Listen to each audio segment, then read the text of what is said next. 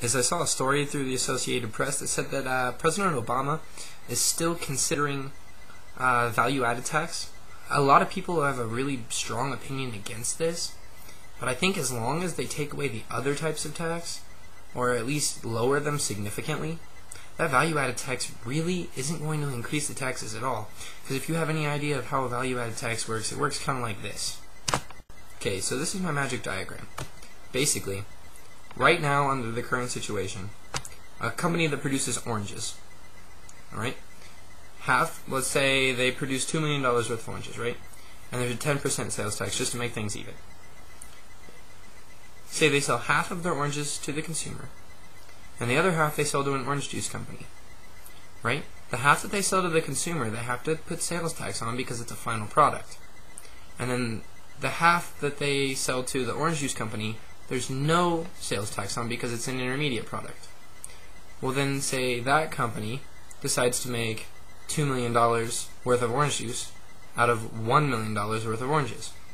Basically, when they sell that to the consumer, they then charge their 10% sales tax, and the government comes out with roughly $300,000 worth of money, okay?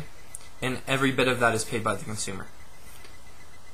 Under the value-added tax, this company would sell $1 million worth of oranges to consumer, and they would sell $1 million worth of oranges to the orange juice company. Basically, what would happen is that they would charge a 10% value-added tax on each side, so they would come up with $200,000 worth of taxes paid to the government already. Now, when that orange juice company takes that $2 million worth of orange juice with a 10% sales tax to the next people along the line, so what that does is that gets the government $400,000 worth of taxes out of those oranges. But what people don't understand is that that orange juice company can then go back to the government and ask for a refund, or not even ask, they get a refund of that original $100,000 that they paid because it was an intermediate product. So the government still gets $300,000, and it all comes from the consumers. So a lot of people don't understand how it works, so that's just kind of a brief overview.